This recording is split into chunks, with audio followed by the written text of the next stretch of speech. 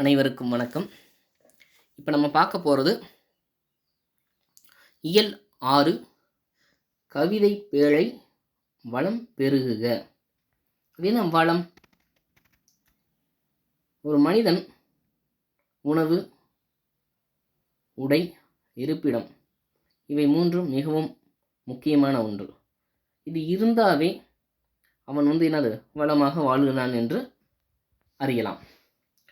இன்னும் வளமாக வாழ வேண்டுமென்றால் மாட மாளிகைகள், வாகனங்கள், நிலங்கள் இப்படி அதிகமாக இருந்தால் இன்னும் பெருவளமாக வாழலாம் அப்படின்னு நம்பலாம். சரி, இப்போ நம்ம பாடத்தில் பார்க்க போகிறது என்ன தெரியுமா?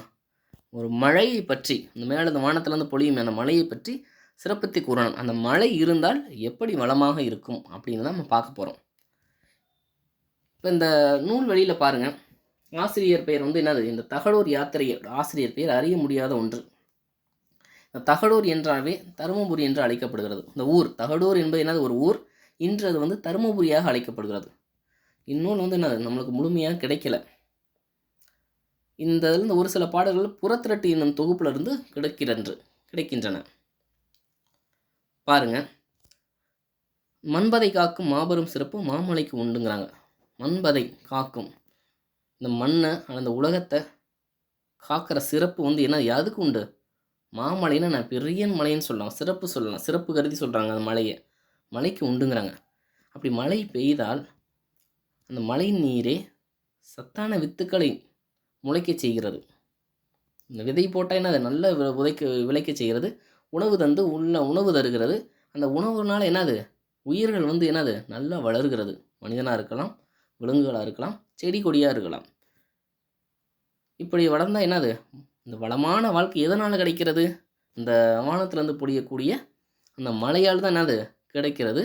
அதனால் உழவர் பெருமக்கள் நிறைய என்னது செல்வ செழிப்போடு வாழ்கிறார்கள். அதை பற்றி தான் ஒரு பாடல் பார்க்க இருக்கிறோம்.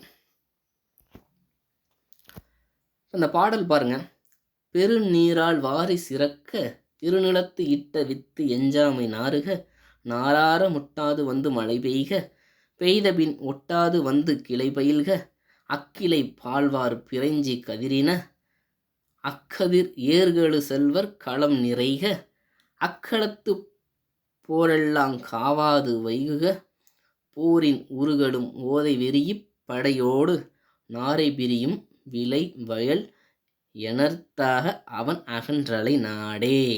இந்த நாடு எப்படி இருக்குன்னு பாருங்க. எந்த நாடை சொல்கிறாங்க தெரியுமா? சேரன் மன்னன் ஆட்சி செய்கிறாங்கனே அந்த நாடு. அந்த பெரிய நாடு பெருநீரால் வாரி சிறக்க, இந்த மழை பெரிய மழையினால், வாரி என்பது வருவாய். பெரிய மழை பொழிந்தாவே என்னது அந்த நாடு என்னது நல்ல ஒரு வருவாயை தரக்கூடியதாக இருக்கும். அதான் வாரி சிறக்கன்னு சொல்கிறாங்க. வாரி என்பது என்னது வருவாய். இருநிலத்து இட்ட வித்து எஞ்சாமை நாறுகங்கிறாங்க. இருநிலம்னு என்னது? அதான் பெரிய நிலம்னு சொல்லலாம். அந்த பெரிய நிலத்தில் போடக்கூடிய விதையானது, வித்துங்கிறது என்னது விதை. அந்த விதையானது எஞ்சாமின்னு என்னது குறைவின்றி, ஒரு எடுத்துக்காட்டுக்கு சொல்கிறோம் பாருங்கள். ஒரு காடு முழுவதும் விதை போடுகிறோம், காடு முழுவதும் வரணும். அதான் குறைவின்றின்னு சொல்கிறது. அப்போ அங்கே கொஞ்சம் வரக்கூடாது, குறைவின்றி முளைக்கணும். அப்படி முளைவிடுக. அடுத்து பாருங்க, நாரார முட்டாது மழை பெய்க. என்னது இப்படி முளைச்சிருச்சு விதை என்னது செழிப்புடன் வளர்றது. அந்த வளரும்போது என்ன பண்ணணும்? அந்த மழை என்ன பண்ணணும்? தட்டுப்பாடின்றி மழை பொழியணும். தட்டுப்பாடு இல்லாமல் அது அந்த செடிக்கு தேவையான மழை பொழிந்துக்கிட்டே இருக்கணும். சரி, அதற்கடுத்து பாருங்க, பெய்த பின் ஒட்டாது கிளை பயில்க. ஒட்டாது கிளை பயில்க அப்படிங்கிறாங்க. மழை பெய்தால் பத்தாது, என்னது எப்படி இருக்கணும்? தகுந்த காலத்தில் மழை பொழிய வேணும். அப்படி மழை பொழிந்தால் தான் அது அந்த என்னது வாட்டமின்றி, ஒட்டாதுன்னு சொன்னால் என்னது வாட்டமின்றி அந்த செடி வளரும். தகுந்த காலத்தில் மழை பெய்யலைன்னா அந்த செடி என்னது அப்படியே குறுகி போனது மாதிரி இருக்கும். அப்படி என்னது வாட்டமின்றி, ஒட்டாதுன்னா வாட்டமின்றி வளர வேண்டும். தகுந்த காலத்தில் மழை பெஞ்சால் மட்டும்தான் வாட்டமின்றி வளரும். சரி, அடுத்தது பாருங்க, அக்கிளை பாழ்வார் பிறைஞ்சி கதிரின. அக்கிளை பாழ்வார் பிறைஞ்சி கதிரின அப்படிங்கிறாங்க. அப்படின்னா அது கதிர் ஈனணும். இந்த பயிர்கள் வந்து எப்படி இருக்குது, பால் முற்றி கதிர்கள் ஈன வேணும். அந்த கிளைத்த பெரிய வளர்ந்து கொண்ட அந்த பயிர்கள் வந்து என்னது, செழித்த பயிர்கள் பால் முற்றி கதிர் ஈனணும். சரி, அதுக்கடுத்து பாருங்க, அக்கதிர் அந்த கதிர்களை ஏறுகளு செல்வர் களம் நிறைக. களம்னா என்னது, ஒரு குறிப்பிட்ட ஒரு இடத்த வந்து பெருசாக வச்சுருப்பாங்க. அந்த களத்தில் கொண்டு வந்து என்ன பண்ணுவாங்க, அந்த கதிரெல்லாம் வந்து என்னது அறுத்து கொண்டு வந்து அந்த கதிரில் வந்து என்னது ஒரு பெரிய போர் மாதிரி வச்சு என்னது அந்த களத்தை ஃபுல்லாக நிறச்சி வைப்பாங்க. அதான் என்னது, போரெல்லாம் ஏறுகளு செல்வர் களம் நிறைக அப்படின்னு சொல்லியிருக்காங்க. சரி, அந்த அறுவடை செஞ்ச என்னது பயிர்கள் வந்து என்னது, அந்த ஏறின செல்வம் செழிக்கணும்னா ஏறுனால தான் செல்வம் செழிக்கும். களத்தில் வந்து என்னது வந்து கொண்டு வந்து குவிப்பார்கள். சரி, அதற்கடுத்து பாருங்க, அக்களத்து போரெல்லாம் காவாது வைகுக. அந்த களத்தை வந்து எந்த ஒரு காவல் காக்க தேவையில்லை. என்னது, களத்தில் வந்து என்னது நெற்போர் காவல் காப்பவர்கள், நெல்லை வந்து என்னது காவல் காப்பவர்கள் இல்லாமல் விளங்குக. அப்படி செல்வமாக இருக்கணும், எங்களுக்கு வேணாம். காவல் இல்லாமல் இருந்தால் என்ன, அந்த நாடு செல்வ சொல்லி போட்டிருக்கோம். அனைவருக்கும் என்னது வளம் இருக்குது. வளம் இருந்தாவே என்னது அடுத்தவர்கள் பொருளை வந்து அபகரிக்க மாட்டார்கள். இப்படி இருந்தாவே என்னது அந்த களத்துக்கு வந்து என்னது காவல் தேவையில்லைன்னு சொல்லுவாங்க. சரி, அதுக்கடுத்து பாருங்க, போரின் உருகளும் ஓதை வெறியி பெடையோடு நாரை பிரியும் விளைவயல் எனார்த்ததாக அவன் அகன்றலை நாடே.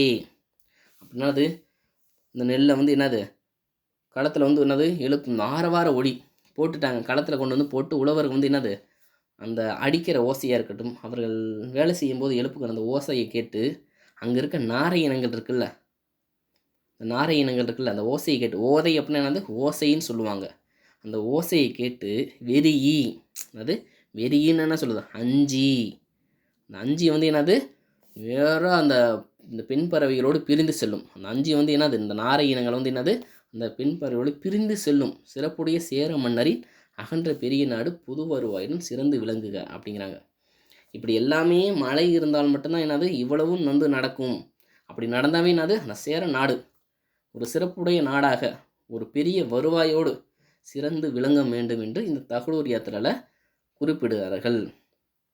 எல்லாம் பார்த்துக்க மாணவர்களை, இந்த சொல்லும் பொருளும் வாரி அப்படின்னாது வருவாய், எஞ்சாமை அப்படின்னா குறைவின்றி, முட்டாது அப்படின்னாது தட்டுப்பாடின்றி, ஒட்டாதுன்னா வாட்டமின்றி, ஓதை அப்படின்னா என்னது ஓசை, விரியின என்னது அஞ்சி, யாடன்னா என்னது புது வருவாய். இப்படி புது உருவாய் வந்து என்னது இப்படியெல்லாம் மழை பெய்யணும், பயிர் செழிக்கணும், விதை விதைக்கணும், வளரணும், களத்துக்கு கொண்டு போயிருந்து போகணும். களத்துக்கு கொண்டு வந்து சென்ற அடுத்த நிமிடம் என்னது அந்த நாட்டுக்கு வந்து என்னது ஒரு புது வருவாய் வந்து கிடைக்கும். இதுதான் இந்த பாடல் வழி வந்து என்னது விளக்குகிறார்கள்.